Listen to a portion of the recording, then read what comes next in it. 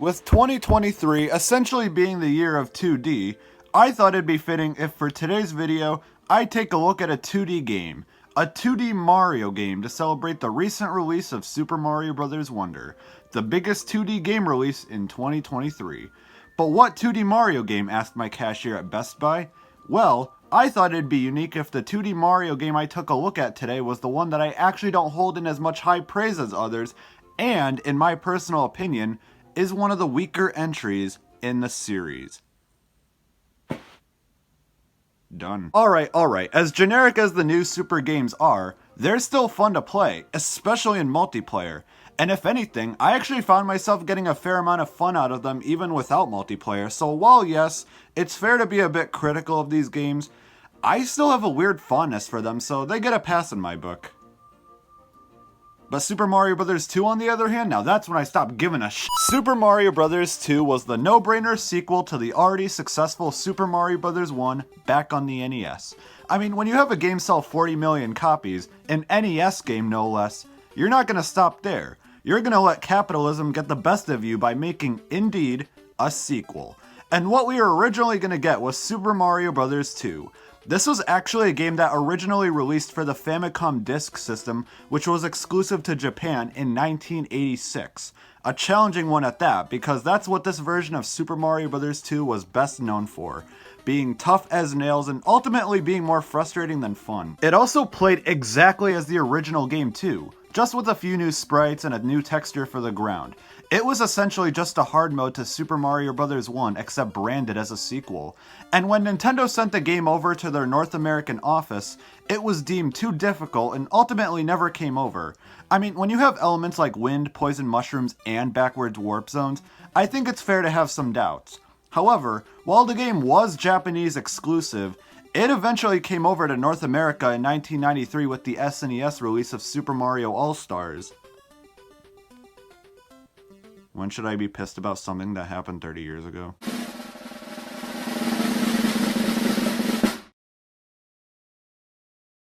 Thanks. This is a collection of 4 classic Mario games from the NES that have all been remade with 16-bit graphics, probably to make it fit in with all the other cutting-edge visual powerhouses the system was capable of putting out. And one of those games was the Japanese version of Super Mario Bros. 2, or as it's called here, The Lost Levels. Now, I played this collection on the Wii, and I usually skipped over this game because games that are meant to be difficult and challenging doesn't always resonate with me. So I never really had any interest in giving it a shot. But, eventually, on that fateful day in January 2018, I finally mustered the courage and took on the brutal challenge that Super Mario Bros. The Lost Levels had for me. And 5 years later, I still feel the pain that almost made me swear off video games for life. Wii Music's got nothing on this. It's a brutally difficult game, even if it's the SNES version. Like, no wonder this game never came over.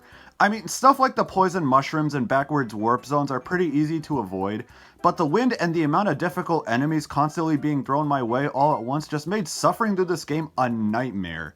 Seriously, I woke up this morning and I found this game sitting on my bedroom shelf. You'd be surprised what nightmares are capable of. Now, you might be wondering, if Super Mario Bros. 2 is considered too challenging, what would Nintendo do about making a potential Super Mario Bros. 2 in North America? Well, that's where a little game called Doki Doki Panic came in.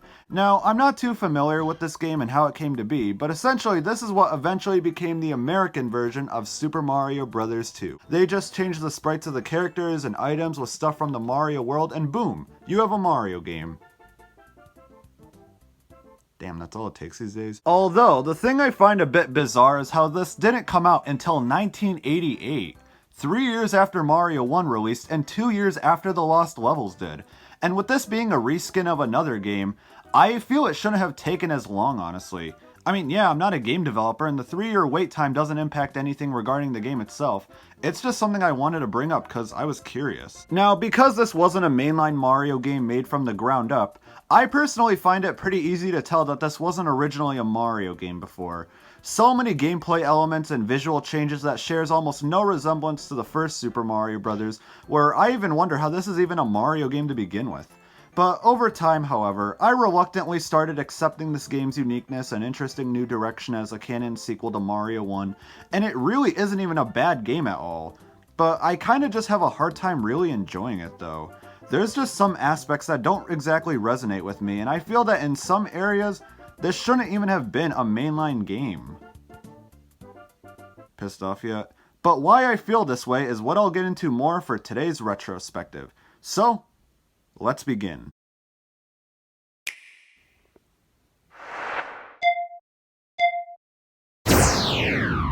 So the story is actually pretty different this time compared to Mario 1.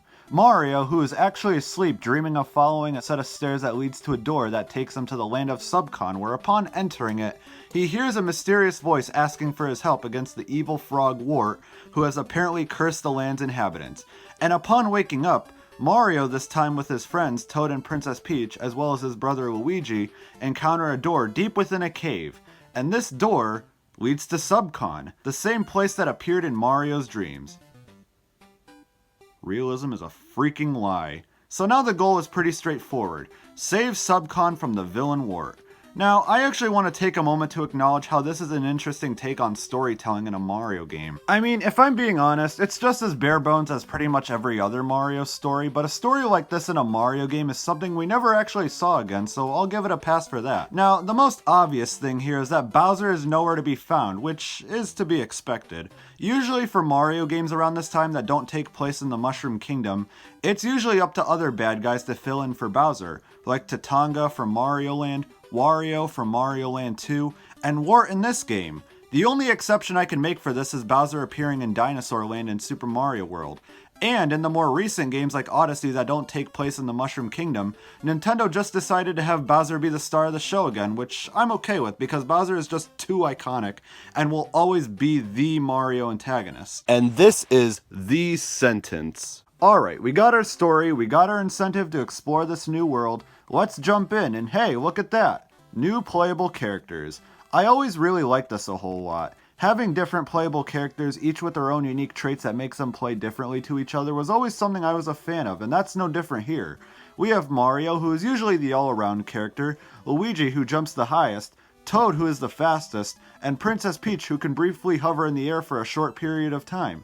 They actually brought this back in Super Mario 3D World 25 years later, even with the same character lineup and those unique traits of them as well, which is a really cool addition. Now, with our characters selected, we can finally get into the action. And we start off by falling from a door into the land of Subcon, aka the game's first level. I like this little touch of falling in the sky from entering a door, like imagine if this was real life.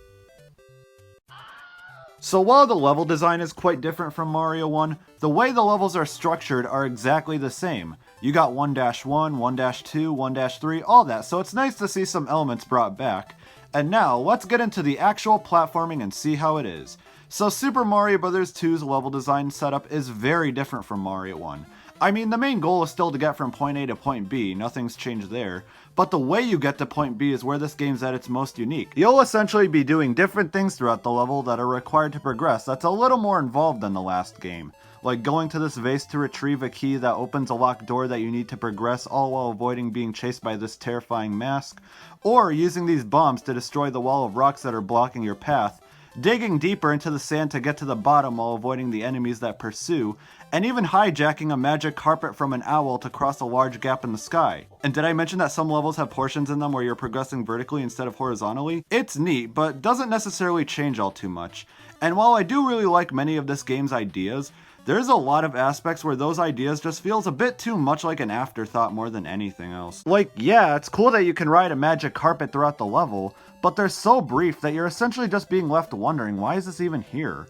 I mean, there will be points where enemies appear on screen that you have to dodge, so it's nice that they didn't make these segments completely mindless, but just imagine how cool it would be if there were levels that were built entirely around these things, like what you'd find in Super Mario Land or even Rainbow Ride from Super Mario 64, which did have a magic carpet.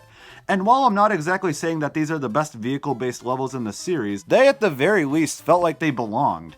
Stuff like the magic carpet in Mario 2 just feels like they just threw it in at the last second just because they needed something else for the players to do, and I think they could have done a better job at making it feel like it belongs rather than something they just added in because it's easier than adding in terrain or vines to climb.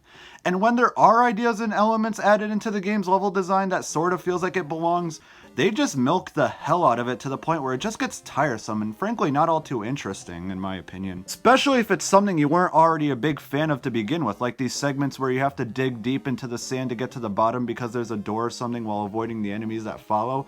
And the first time or two, whatever. But this game uses it several times and it's always way more frustrating because I'm bad at the game, and anytime I'm bad at a video game, that automatically means it's garbage and bullshit! And that's really the biggest problem I have with this game. Many of the ideas, while great concepts, just aren't executed well aside from maybe a couple that are executed fairly decently, and sadly makes the level design for a good chunk of the game just not something I like a whole lot. And the controls really don't help, which I'll get into that in a moment. Now, that's not to criticize the overall level design itself or the levels that are a bit more traditional, because those are really good. It's just when the levels want to get a bit more creative with its gimmicks that gets tiresome to me. But hey, at least this was the game that introduced the traditional world themes that would eventually be used throughout later Mario games. I mean, Mario 1 had the ground theme, the underground, the sky, underwater, and the castle. But Mario 2, however, on top of featuring new versions of the already existing themes from the last game, introduces the desert, snow world, and I don't know, is this a new theme or just a new variant of the castle? I don't really know on my end. Now, in terms of controls, the D-pad is, of course, required to move from left to right, while the A button takes on the duty of jumping. But B, on the other hand, plays a more important role, being heavily utilized for running when the D-pad is pressed alongside it, and also the main way of performing the game's main move, picking up stuff such as turnips from underground or enemies, and mostly just tossing them at other enemies. However, the controls are just so slippery that makes landing on more precise platforms way more difficult than it really needs to be. Every character I experienced this with had the same issue, and it just made everything more frustrating. I mean, it's not a huge deal, but it does get pretty frustrating throughout the later levels. So while the button layout is fine, the slipperiness of the characters just makes it a lot more irritating. Now, that leads me to talk about the new pickup move I just briefly mentioned. This is actually a big new addition, acting as the main way to progress throughout the levels. So many levels that are designed to utilize the move, like digging into the sand or retrieving a key, the game utilizes it in a lot of ways that make sense. But like I said before, levels that introduce gimmicks where about 90% of them requires the move, I couldn't care less about. Now, just because this adventure takes place in a new world doesn't mean power-ups are out of the picture, because they're not. It's like potato chips, why would you get rid of them? However, they're not as prevalent as they were in the last game, and kind of feels a bit pointless, almost as if they were added in at the last minute because they really don't add all too much with how minute they really are. And yeah, I'm not counting the stuff that you can pull out of the ground like the turnips or the POW block that you randomly come across the route, because while those give off the illusion of power-ups, they're nothing more than an obstacle you could use to your advantage and nothing more. So first off, we have the 1-up mushroom that grants you an extra life once you pick it up. The star power-up that grants you temporary invincibility after you collect 5 cherries that are scattered across the level. What is this, Mario Bros. 2 or Pac-Man? The regular mushroom, which actually requires you to locate a magic potion underground, and once pulled out and thrown, spawns a door that leads to a mysterious place housing the mushroom, which once collected, increases your health counter by 2. But this place is only open for a short period of time, so you might have to be a bit fast upon entering. You also have to know where to spawn the door, because if you drop it in a spot where the mushroom won't be at reach, you won't be able to grab it, and hey, that's another thing to whine about with this game. Depression. Mario 2, you are the bane of my existence. And after defeating a number of 8 enemies, a small heart will appear replenishing a part of your health meter if one is missing. I always found it to be a bit bizarre how Mario 2 implements a health system where you start out at 2 and normal sized, but if you drop to 1, you shrink to mini form, much like how the power-ups worked in the original. Although while this style of power-ups are fine, they do the job, they just don't hold a candle to the fire flower or even the power-up selection that would be introduced in this game's follow-ups. But as it is now, it's perfectly fine, they fit the bill for what you want out of Mario power-ups. I just think the selection of power-ups in other games were better. And now we get to the part of the video where I talk about the various worlds that could be found within this adventure. There are 7 total worlds here, each housing 3 levels except for the final world, which has 2, making for a grand total of 20 levels. And each world has its own respective theme too. For the most part. World 1 is grass, World 2 is desert, World 3 are caves, 4 is snow, 5 is nighttime, 6 is desert again, and 7 is the sky. And pretty much every level found within the game ends with a mini-boss against the egg-shooting Birdo. Now, I can recall playing a level throughout the game that didn't end with a mini-boss, which was kind of bizarre because every other level did, so it sort of stuck out like a sore thumb, but it's whatever because the same goal applies for each of the fights. Grab a hold of the eggs Birdo spits out at you and hurl them back at her 3 times to receive a ball that opens up an eagle gate where upon entering completes the level. This is a weird freaking game. Although, because it's almost every level you're fighting Birdo in, these mini-bosses can be a bit repetitive, but she does have different forms that makes each fight a little more interesting, as well as geographical changes too. The first form just fires eggs, nothing crazy. Birdo's second form, however, shoots out fireballs for you to dodge, and while her other forms consist of either gray or green, they essentially act the same as the fire form, shooting out fireballs and eggs, and that's about it. Now onto the main bosses. Each world ends with a large-scale boss fight that poses a bit more of a challenge throughout the later worlds, and they can range from mediocre to decent, so let's go through all of them and not overreact to how bad they are, because in case if you haven't noticed before, overreacting is something I know how to not do. I'm so f***ing tired. World 1 is against Mauser, who is constantly throwing projectiles all over the place, and you need to pick up and drop said projectiles in a spot where Mauser is, and the projectiles have to be close enough, otherwise they won't do any damage. But once the projectiles explode close enough to Mauser to the point where he takes enough damage, he is defeated and World 1 is complete. Not that bad, but not anything all too memorable, to be honest. World 2 is against the 3-headed snake, Triclide, which has you just taking these mushroom blocks and hitting him with them enough times while avoiding the fireballs that he shoots your way. Could be better, but hey, so can the game, so it fits. World 3, you're going up against a slightly harder version of Mauser, and I think I speak for everyone when I say this. But sure. Why not? World 4, you're going up against Fry Guy, who, much like Triclide, has you throwing mushroom blocks at him enough times for him to split into multiple enemies, that also has you hit him with more mushroom blocks. Again, pretty forgettable, but not bad. World 5 is against Claw Grip, which has you dodging rocks that he throws at you and throwing them back at him. Finally, this game is good now. World 6 is against Triclide again, having you pick up more mushroom blocks and throwing them back at him. Oh, I was worried for a moment. Now, World 7 actually has 2 main boss fights to make it a little more special for it being the final world, and it damn well feels like it with how long these levels are. But let's continue. The first boss is against this Eagle Door. Yeah, remember this Eagle Door from pretty much every other level in this game that's supposed to act as the end? Well, now it's sentient and makes it not nightmare fuel with the way it floats around and tries to kill you, but pretty much like every other boss in the game, it has you, say it with me now, using more mushroom blocks to defeat it. Honestly, the best fight in the whole game.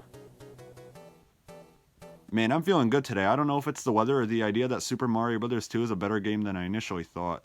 And it's all thanks to these boss fights, so hopefully the final boss lives up to its predecessors or I'll be pissed. And here we have Wart, the final boss, and if it's anything to go by, in order for this to feel like a finale, it needs to meet the following criteria. It needs to be different compared to the previous bosses, it needs to be challenging, something that tests what you learned throughout the entire game, and needs to be something no other boss in the game can compete with. Guess what it doesn't have? So the final boss has you dodging these bubble things that Wart shoots out of his mouth that you need to avoid, and this machine here shoots out one vegetable at a time that you need to toss into Wart's mouth for him to take damage. Do this enough time and Wart is defeated. Honestly, a pretty underwhelming boss. And now, with Wart defeated, the land of Subcon is safe at last, with its local residents honoring you while carrying the now defeated Wart away, never to be seen in another mainline Mario game again since. However, something interesting happened. Right when you basically saw everything that you needed to regarding the game's ending and thought it was just going to cut to the credits, the game reveals to the player that this was merely just a dream that Mario had. I am never going to get those 20 minutes back. Now, the only other thing left to mention are the game's visuals and music. Visually, I think it's fine for an NES game from 1988. Definitely a step up from Mario 1. And the music, well, it's definitely a soundtrack. I'll give 1988 Nintendo the benefit of the doubt for that. But even aside from that, this is an incredible soundtrack. So many tunes that are just so iconic and memorable that just makes me love almost every aspect of it equally.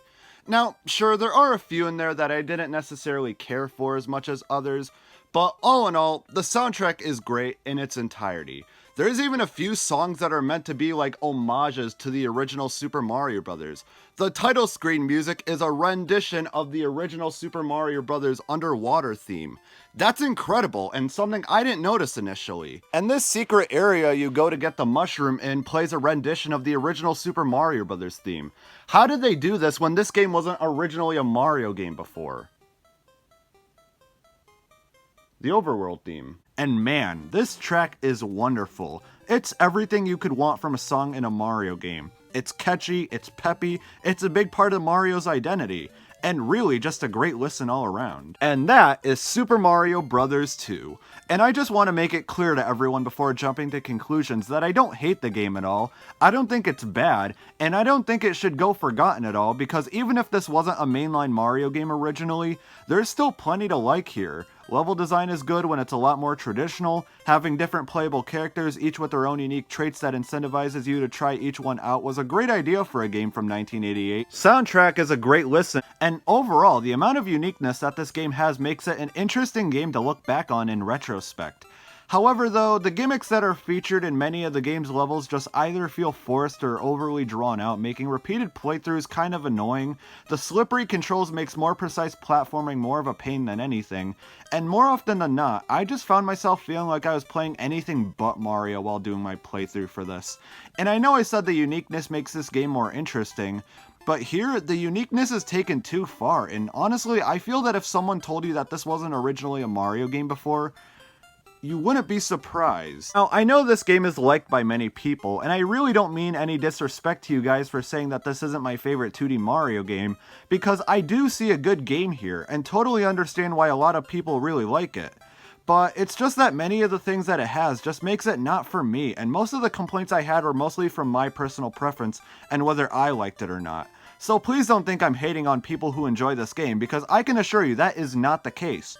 And again, I could see all the good parts here and why the game is so well liked by many people, but it's just not something I enjoy personally, and honestly, I never really had much of a desire to keep playing beyond the first world, and that's about it.